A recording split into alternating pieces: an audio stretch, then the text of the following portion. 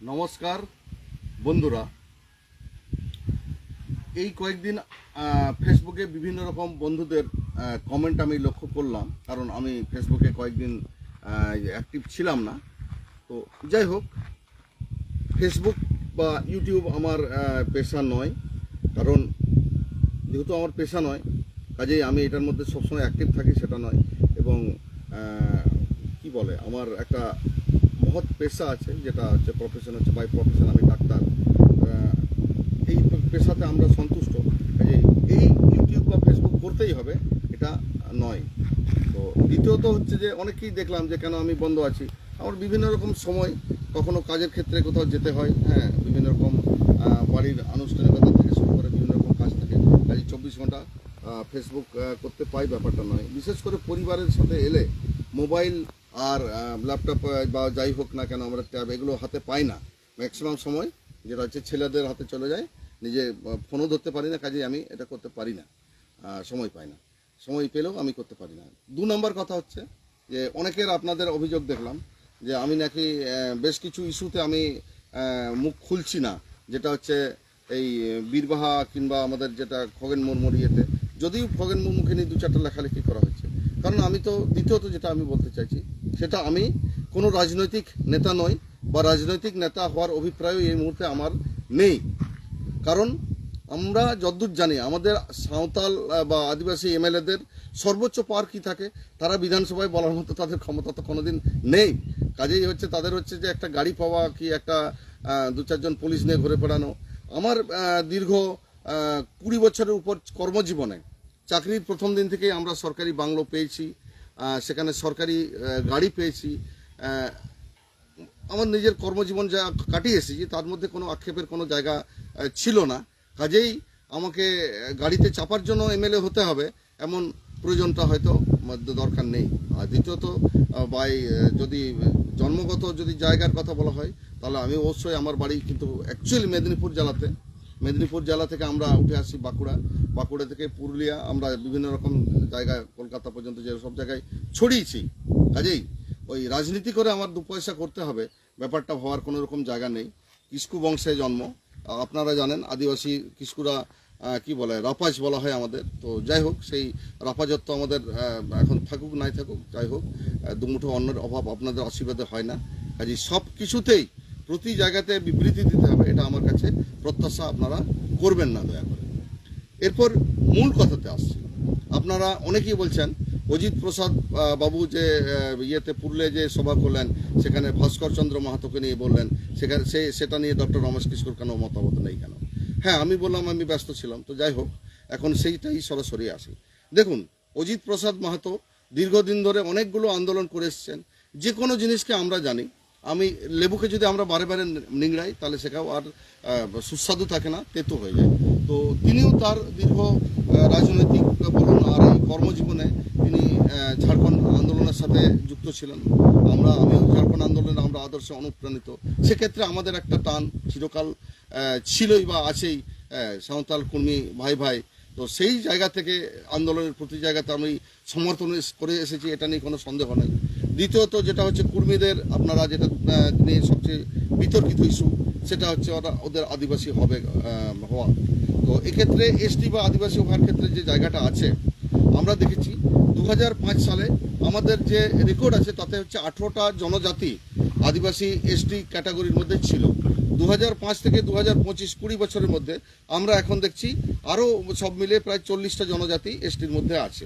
আমি এর আগেও আপনাদের বলেছি আরও 11টা জনজাতি, হিল ট্রাইব যাদের বলা হয়, তারাও এসটির লিস্টে আছে। খুব কম সময়ের মধ্যে আপনারা দেখতে পাবেন যে 2005-এর 18টা জাতি থেকে 100টা জনজাতি হয়তো এসটি হওয়ার লিস্টে মোটামুটি আসতে চাইছে। এখানে আপনি এমনও দেখতে পাবেন, এখন তো আপনি দেখছেন আমাদের ফেক এসটির জায়গায় তো দেখতে পাচ্ছেন ব্যানার্জি মুখার্জি থেকে শুরু করে দত্ত, সবাই হচ্ছে এখন মোটামুটি আপনার এসটি বা আদিবাসী। তো সবাই যখন আদিবাসী এসটি হতে চাইছে, সংবিধানের 341 342 ধারাতে তাদের আদিবাসী হওয়ার আন্দোলন আমরা বাধা দিতে পারি না, আমারও কোনো সদিচ্ছা নেই। তারা যখন 2005-এর 18 থেকে যখন 40 হয়েছে, 40 থেকে 80 হলো, আমার কোনো রকম বাধা দেওয়ার কোনো সদিচ্ছা নেই। কারণ কারোর সাথে লড়াই করার মতো শখসাদ আমার অন্তত নেই। আমি আমাদের সাঁওতাল আদিবাসী ভাই বোনদের তাদের বলবো, কারণে লড়াইয়ের মধ্যে জড়াবেন না। কে হবে না হবে সিআরআই ঠিক করে, এটা আমাদের নিজেদের বিচার্য বিষয় নয়। কাজেই ওনার এই যে আন্দোলন, ভাষার আন্দোলন বা ওনার ভাষা থেকে হচ্ছে অষ্টম আমাদের যে ইয়েটা মেন যেটা হচ্ছে মানে আদিবাসী হওয়ার আন্দোলন, এটাতে আমার মানে বিরোধিতার কোনো জায়গা নেই। 2 নম্বর কথা হচ্ছে যে এই যে ভাস্করচন্দ্র মাহাতো সেক্ষেত্রে যদি বলি, এখন ভাস্করচন্দ্র মাহাতো অপরাধী কি অপরাধী নয়, আমাদের ভারতবর্ষের সংবিধানে বা আমাদের ন্যায় সংহিতায় বলুন, আমাদের আইন ব্যবস্থায় বলুন, কাউকে যদি অভিযুক্ত করা হয় তাহলে সেক্ষেত্রে আমাদের সর্বপ্রথম যেটা হয় তাকে মোটামুটি তার অভিযুক্ত এবং অভিযুক্ত বিশেষ করে মেয়েদের তরফ থেকে অভিযুক্ত হলে তাকে আগে অ্যারেস্ট করতে হয় বা যা নিয়ম আছে, এগুলো আমরা কম বেশি জানি। তো সেক্ষেত্রে যে কোনো মুহূর্তে এখন যা চক্রান্ত চলে সব জায়গাতে, আপনি চক্রান্তের শিকার হতে পারেন, আমি এ নিয়ে কোনো রকম কারো গর্ব করার কোনো জায়গা নেই। আমরা যে কোনো মুহূর্তে এরকম চক্রান্তের শিকার, এটা চক্রান্ত কি চক্রান্ত নয় এটা বলার কোনো জায়গা আমাদের কাছে থাকতে পারে না। কারণ ব্যাপারটা এই বড়গড়িয়াতে ভাস্করচন্দ্র মাহাতো কতখানা অপরাধী কি আছে জড়িত না সেটা আমাদের দেখার নয়। এটার জন্য আমাদের আইন ব্যবস্থা আছে, পুলিশ প্রশাসন আছে, তারপর হচ্ছে কোর্টে ট্রায়াল ব্যাপার আছে। ফাইনালি যতক্ষণ না পর্যন্ত উনি ওখান থেকে ডিক্লেয়ার হয়ে বেরিয়ে আসতেই পারেন উনি জড়িত নন, আবার হচ্ছে যে যতদিন না হচ্ছে ততদিন পর্যন্ত আমাদের আবার বলার জায়গা থাকে। যেহেতু পুরো ব্যাপারটা বিচারাধীন, এই ব্যাপার নিয়ে আমাদের সরাসরি এই মুহূর্তে আমাদের কোনোরকম মুখ খোলার জায়গা থাকতে পারে না। কাজেই এই ঘটনাতে আমার যেটা মনে হয় উনি যে বক্তব্যটা পুরুলিয়াতে রেখেছেন সেটা মোটামুটি এই বিতর্কিত ইস্যুটা ওনার ঢোকার কোনো প্রয়োজন ছিল না। বিশেষ করে যেহেতু আইন আদালতের ব্যাপার, সেক্ষেত্রে ওনার সমস্ত মানে সবাই যে ওনাকে ইয়ে করবে সেটা। এরপর অনেকেই বলতে পারেন উনি দুর্গা নিয়ে একটা কমেন্ট করেছিলেন, আপনি তখন কেন তার পাশে ছিলেন? দেখুন, দুর্গা পূজা বা দুর্গা সংস্কৃতি আজকে যদি আপনি দেখেন, এই যে জঙ্গলমহল আজ থেকে যদি আজ 50 বছর আগে দেখেন, তাহলে পুরো জঙ্গলমহল জুড়ে আপনি 5টা দুর্গা পূজা খুব ভালোভাবে বারোয়ারি পূজা খুঁজে পাবেন না। এটা আমাদের কালচার ছিল না, এটা কলকাতা কেন্দ্রিক কিছু ব্যানার্জি মুখার্জি যাদের কালচার ছিল। এই দুর্গা পূজা থেকে জঙ্গলমহলে প্রায় জোর করে এখানে সংস্কৃতির সাথে চাপিয়ে দেওয়া হয়, সেটা আমরা দেখতে পাচ্ছি। সরকারি প্রধানমন্ত্রী সরকারি টাকায় কিছু হয় না, জনগণের টাকাকে নয়ছয় করে মেলা কার্নিভ্যাল যা এইসব করে আমাদের চাপিয়ে দেয়। কাজেই এই চাপিয়ে দেওয়ার বিরুদ্ধে যখন উনি বলেছিলেন, স্বাভাবিক কারণে আমি তার সাথে ছিলাম। কিন্তু ভাস্করচন্দ্র মাহাতো উনি ওখানে একটা হোস্টেল, সেখানে একটা কমপ্লেন আছে, বিশেষ করে যে কমপ্লেনটা আদিবাসী মেয়েরা বলতে গেলে সর্বপ্রথম আমি যতটা জানি এখানে কমপ্লেনটা সর্বপ্রথম এসেছিল মাহাতো কমিউনিটির মেয়েদের কাছ থেকেই, যদিও সেটা পরে বিভিন্ন কারণে চেঞ্জ হয়। তো যাই হোক, সেখান থেকে এই যে একটা মানে কি বলে মানে আমাদের মেয়েদের এই মুহূর্তে পশ্চিমবঙ্গে আমরা যা দেখছি, আদিবাসী মেয়েদের উপর অত্যাচার সীমানা তো আমরা কি বলবো, আমরা বীরভূমের ঘটনাকে আমি আর রিপিট করতে চাইছি না। তো যাই হোক, আমরা এমন অনেক ঘটনার সাক্ষী। তো সেক্ষেত্রে এর আগেও পুরুলিয়ার একলব্য হোস্টেলে আমাদের হোস্টেলের মেয়েদের উপর অত্যাচার হয়েছে, এর আগেও সেটাও হয়েছে আমরা দেখেছি। তারপর আমরা ঝাড়গ্রাম একলব্য, তো মোটামুটি কম বেশি এইরকম আদিবাসী হোস্টেলের মধ্যে এটা মোটামুটি হয়। তো বর্তমানের রাজনৈতিক ট্রেন্ড আমরা দেখতে পাচ্ছি যেরকমভাবে, বিশেষ করে আদিবাসী হোস্টেলগুলোকে বন্ধ করার একটা প্রবণতা আছে। তো স্বাভাবিক কারণেই এটাও আমার যদ্দূর মনে হয় এটা একটা অন্য টাইপের চক্রান্ত করতে পারে। যদি আজকে আদিবাসী হোস্টেলকে যদি কোনোরকমভাবে দেখানো যায় এখানে মেয়েদের নিরাপত্তা নেই, সেই অজুহাত করে যদি হোস্টেলগুলোকে বন্ধ করে দেওয়া হয়, তাহলে কিন্তু শিক্ষাটাকে লাটে তোলার আরও ভালো ব্যবস্থা করা যায়। তো আমরা দেখছি বিশেষ করে আদিবাসী সমাজের ক্ষেত্রে, আদিবাসী ছেলেমেয়েদের শিক্ষার ক্ষেত্রে আমরা যা দেখছি, আগে আমাদের অন্তত 10 বছর আগে যতগুলো ছাত্রছাত্রী পরীক্ষা দিত, সেটা স্কুল হোস্টেলে যত ছেলেমেয়ে থাকতো সেই ছেলেমেয়ের সংখ্যা কিন্তু এই মুহূর্তে কমে একদম অনেকটাই কমে চলে গেছে। ভবিষ্যতের আমরা যা দেখতে পাচ্ছি তাতে আমরা শঙ্কিত, আমি অন্তত শঙ্কিত। তো আমার ক্ষেত্রে চক্রান্ত বলতে যেটা বোঝাতে চাইছি যে এমন চক্রান্ত হয়, না হওয়ার কিছু নেই, যে কোনো রকমভাবে যদি প্রমাণ করা যায়। আমরা এর আগেও দেখেছি আমাদের মাননীয় মন্ত্রী বীরবাহা হাঁসদা কোন ঝাড়গ্রামের কোনো হোস্টেলকে নিয়ে সেখানেও করা হয়েছিল, আদিবাসী মেয়েরা সেফ নয়, তারা চলে যাক বাড়ি। এই যে বাড়িতে তাড়িয়ে দেওয়ার এই যে প্রবণতা, এখানেও বরগাড়িয়াতে এটাও হতে পারে।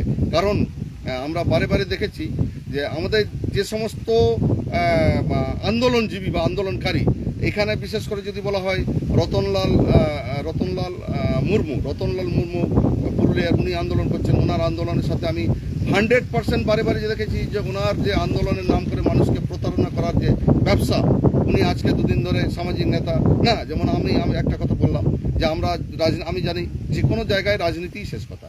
রাজনীতি যারা করি বা করবো কিনা সেটা বড় কথা নয়। তো রাজনীতি করার কথা বলতে আমি নেতা হওয়ার কথা বলেছিলাম। তো যাই হোক, রাজনীতি সবাইকে করতে হয়।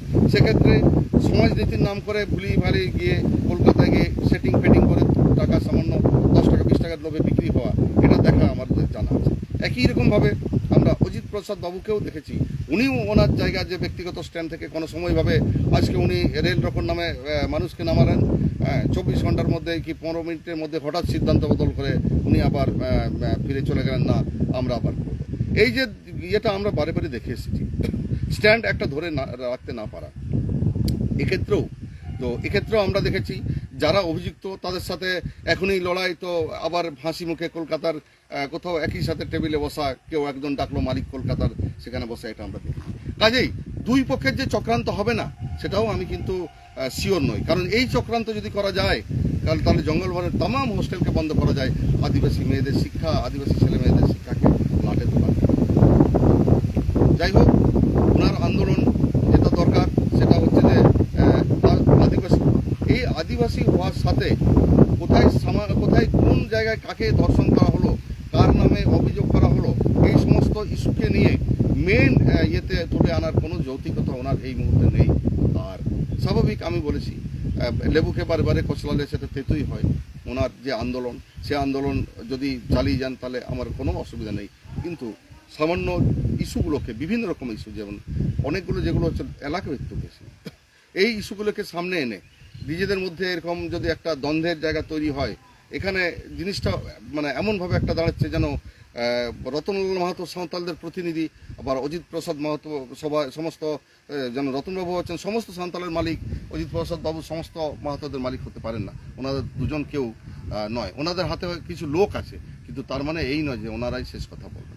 তো যাই হোক, আমি বারে বারে বলবো যে আন্দোলন যদি ঠিক থাকে, ইচ্ছে যদি ঠিক থাকে, সেক্ষেত্রে সমর্থনের কোনো রকম অভাব বা জায়গা নেই। কিন্তু কোথাও যদি ডাউট মনে হয় বা যে ইস্যুটাকে আমাদের তোলার দরকার নেই সেটাকেই যদি মূল মঞ্চের সামনে রাখা হয়, যেমন ভাস্কর চন্দ্র মাহাতো অপরাধী কি অপরাধী নয় সেটা পরের জিনিস, সেটা পুলিশ প্রশাসন বিচার করবে, আমাদের বলার কোনো জায়গা নেই।